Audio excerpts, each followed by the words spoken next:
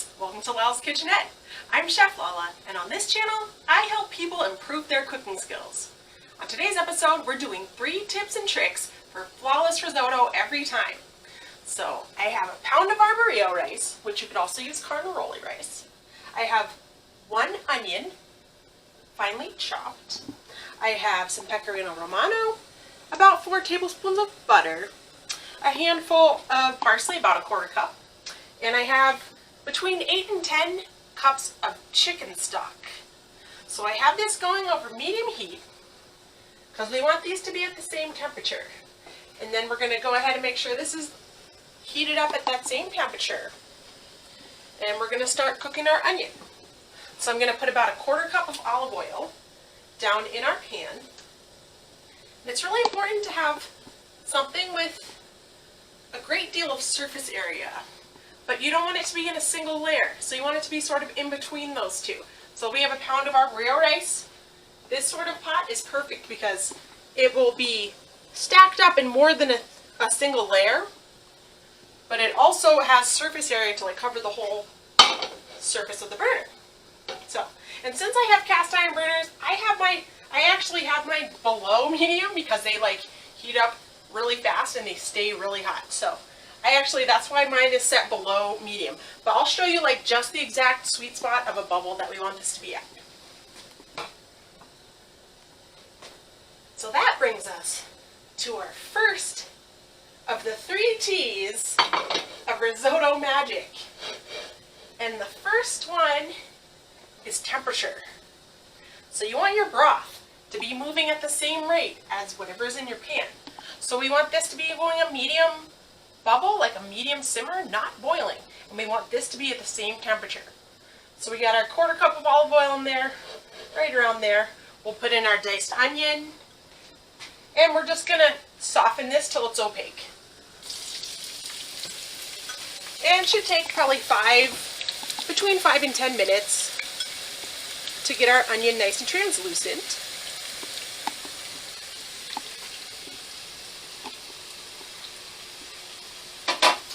Give it a little stir. The key to risotto, one of the main keys to risotto is slow and steady.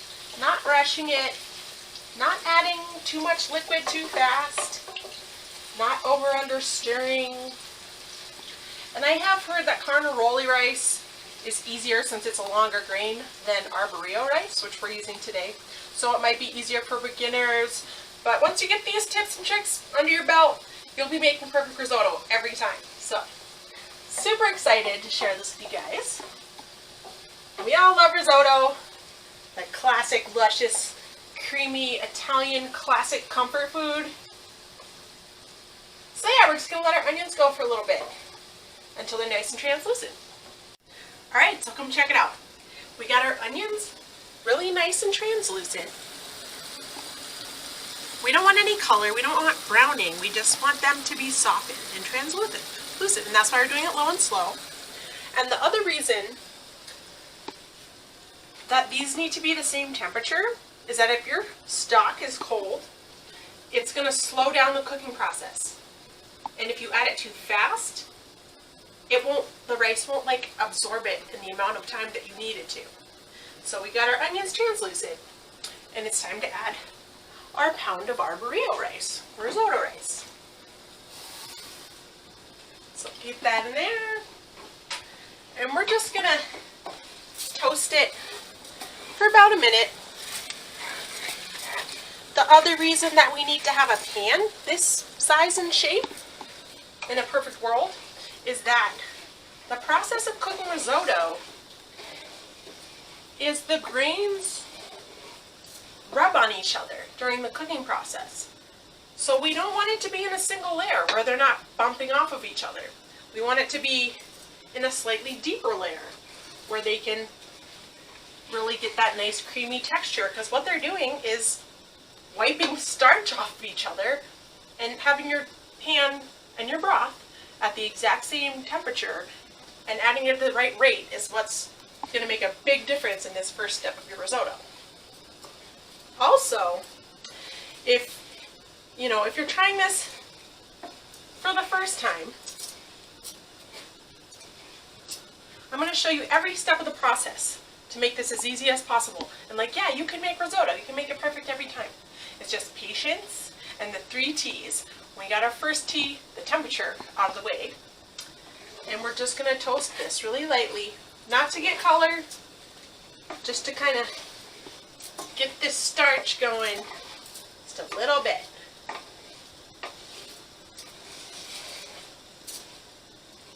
All right, I think we're about ready to start adding our broth.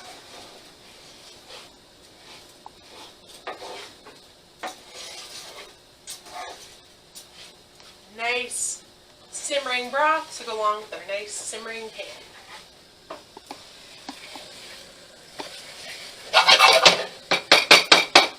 Okay, and the reason I have a ladle here is I'm going to add about a half cup of broth at a time.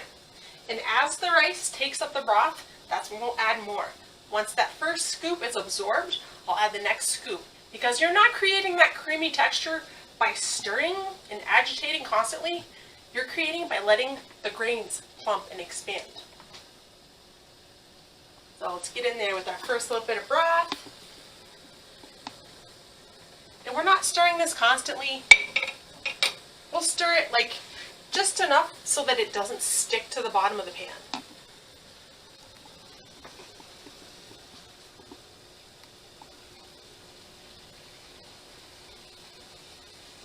You gotta be gentle and patient with your risotto. As you can hear, like the bubbling is coming up just a little bit. And that's what I want. I want it to absorb that first little bit of stock. And then we can add some more. Which brings me to the second T, timing. I figured that I would tell you this now, just in case you're going to make this with something else in it. Say you want to make mushroom risotto, or shrimp risotto, or sun-dried tomato risotto. It's really important the timing of when you add your additional ingredients, because if you were to add something like sun-dried tomatoes, that's going to suck up moisture. And you're trying to like temper it in slowly, just a little bit at a time, allowing those grains to take it up as you put it in, not putting in too much at a time that you're drowning it, and not so little that it's sticking. Say if you're going to do mushrooms, you would want to cook those separately because those are going to release moisture. It's going to release extra moisture into your rice. Like I said, some dried tomatoes or like dried anything, would suck up moisture. So it's really important the timing of when you add your extra ingredients. And I would recommend cooking those separately and adding them at the end once you've achieved your perfect creamy risotto result. Just a little quick stir over here. And that first ladle full of broth is all but gone, so we'll go ahead and add another ladleful.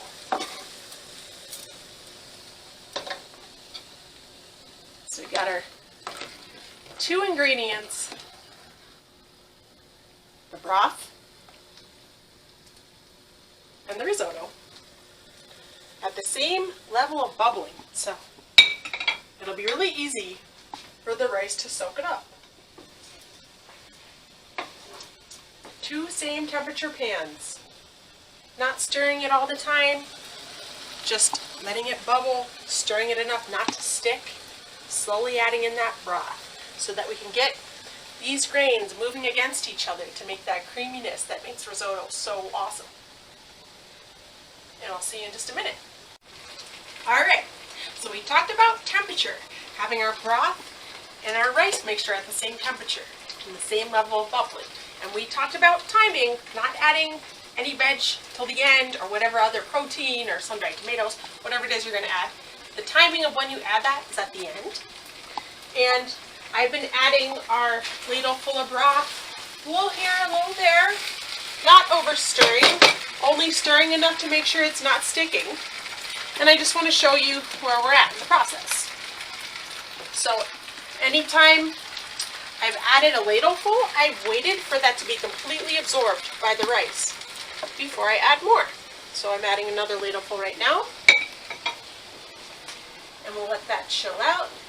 I'll stir it maybe like once every 30 seconds to a minute, just enough so it's not sticking to the bottom. So, that brings us to the third T, which is technique. And if you want to come a little closer, I'll show you what I mean when I'm talking about the technique involved in stirring the risotto. Because we're not achieving that creamy result by agitating it all the time or over stirring it. We're just helping it along. See how much broth there is? Just a little bit. Let it do its thing. Casually scrape the bottom from time to time to see where you're at. And look, it's absorbing the liquid beautifully and at an absolutely perfect rate right now. So, just to make sure it's not sticking, go ahead and push it back into the nice little even layer and leave it alone until it's absorbed all that broth and it's ready for the next ladleful of broth. And the other part of the technique, T for technique, our third T, is that if you are really, if you're stirring this constantly the whole time, it's going to get all mushy. It's going to be overly starchy. And like, if you're cooking regular rice, you would wash it. With arborio rice, you do not wash it. You want that like starchy coating on the outside. But they also will package it. They have it like vacuum sealed so that they do not move at all during transport to like make it even starchier, which is like normal rice that comes in like a box or bag is not vacuum sealed, and that's why you would rinse it, because all those grains have been agitating each other during their shipping process. But arborio rice or carnaroli rice are usually vacuum sealed, so do not rinse this rice. We want that little bit of starch just in the sweet spot. So there's a little bit about the technique of cooking our risotto. The other part of the technique is that you don't want this to take longer than 20 minutes to get to your end result. So kind of have your finger to the pulse of your rice, because you don't want to add the broth too fast or too slow. But chances are, if it's taking you over 20 minutes to get all your stock into there, or like to get your grain plumped to the level that you want it, then it's going to be mushy and it's going to be too long, it's going to be too starchy, it's going to be like this gluey mass, which is not what we're going for. We want a nice creamy grain. So we're right on track right now, and we'll be right back when we're ready to roll. Okay, so as we're slowly stirring in our warm broth, our broth has the same temperature as our rice pan, it's important to remember that you can taste it if you think it's getting close. Don't be afraid to like dig a spoon in there and taste it. See how those grains are doing. You want it to be al dente, firm to the bite, but still have that creamy sauciness around it. So I went ahead and gave it a taste, and it does need to pick up a little bit more broth. Try not to over agitate, over stir.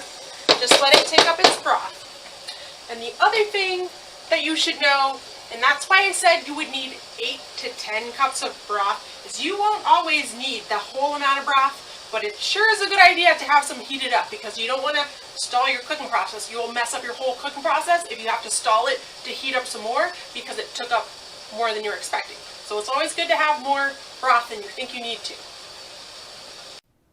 Okay, so we achieved our perfect risotto texture, which is al dente, but we got a nice little bit of creamy sauciness going on. We still had a couple cups of stock left over, which is fine. Like I said, you always want to make sure you have more than you think you're going to need to get to that point of ultra creaminess, but the grains al dente and individual. Just did a taste test when I thought it was about time. And don't be shy about that. Taste it at different stages so you know for next time, like how many minutes is it going to be at what stage. So we're going to let this sit for 3 to 5 minutes. We're not going to touch it. We're just going to let it sit off the heat, not covered, undisturbed, and we'll let it just take up and like do its thing, not disturb it any further for 3 to 5 minutes, and then we'll add, what you would add in most any risotto would be butter and cheese and herbs. And after that is when you would add, your mushrooms that you already cooked, or your plumped sun-dried tomatoes, or your shrimp, whatever you're going to add to your risotto that you've cooked separately. But yeah, 3 to 5 minutes. Do not skip this step. Leave it alone. Don't look at it. touch it, you can smell it and drool like I've been doing, like, oh man, this is gonna be so good. But yeah, other than that, 3 to 5 minutes undisturbed. And I'll see you in a minute, or 5. Okay, so it's been 5 minutes, undisturbed, and I just want to let you know, I wanted to show you what the texture is like right now, which it needs to be loosened up again, which is common. After its rest period, you sometimes need to add a little bit more broth, and then we'll add our butter, and our cheese, and our herbs. Yeah, don't be scared to add some more warm broth if you want it a little bit silkier, you want a little more of that creaminess. But that's the point of that rest session. It's cooled down a little bit, but it's still hot in the middle. So it can definitely take up some more broth. If you want to make it a little creamier, it's the time to do that. Man, this is perfect right now. We have an al dente grain. We have just the right amount of starchy, creamy coating all throughout. So this is awesome. That's what we're going for. So we're going to add our butter. We have about 4 tablespoons of butter here. That'll make it nice and silky and creamy as well. And of course, we're going to put some salt and pepper. Like, the chicken stock has some seasoning in it, but I'm going to add a little bit more. And I also wanted to let you know that if you like to put the dry white wine in this, which a lot of people do, you would add that before you add, start adding broth. So like you would, cook your onions to translucent and then add your rice, that 1 minute toasting time. Then you would add like a 1/4 cup of dry white wine, cook it off completely, and then start adding your broth. So if you want to do wine in yours, that's when you would do it. Stir in a little bit of this butter. Get our nice parsley in there.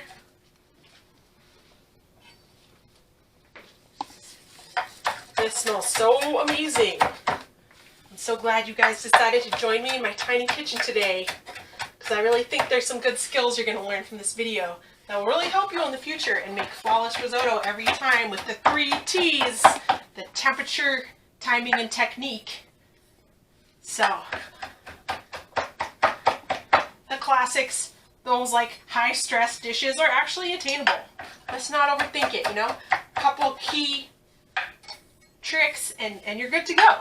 You got this. I hope you guys, by now you've subscribed to my channel. Hopefully you like my videos and you're sharing. And if you like what you saw here today, you want to see more, and you feel called to do so, then go ahead and hit that subscribe button. I'd love to have you aboard for our journey. This is awesome. Man, this makes me so happy. Got cheese in there. Pecorino Romano, like really finely powdered. Get that in there. We'll get it for a final little stir. Those herbs in there too. And then we'll taste some. Yay! I'm super excited for what we have coming up on the channel, so hopefully you guys stick around to see what we got coming next. I'll be making some awesome playlists for you of different videos that I made so far that might help you with a lot of the key techniques of a lot of these comfort food basics that we started out with. So, super excited for the future, and I'm super glad you guys are on board with me. This is really amazing. Look at this. Al dente grains, but our nice, creamy, velvety sauciness. Man, this is amazing. And I'm just going to grab a spoon and see how we got here. How we do. I know we did amazing.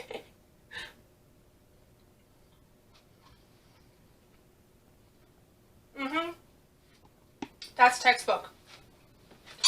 Feel free to put whatever fresh herbs you like in there. I just use parsley because I got a bunch in the greenhouse, but That was textbook. Each grain is individual and al dente, and then there's this creamy sauciness around it. And that pecorino cheese, and the fresh herbs, and all that tasty chicken stock. You can use whatever stock you want to, vegetable stock. You can even use like water. So, but you know, season accordingly, season it as you wish. And thank you for joining me in my tiny kitchen. Super glad you guys came. Peace out. It's Lola.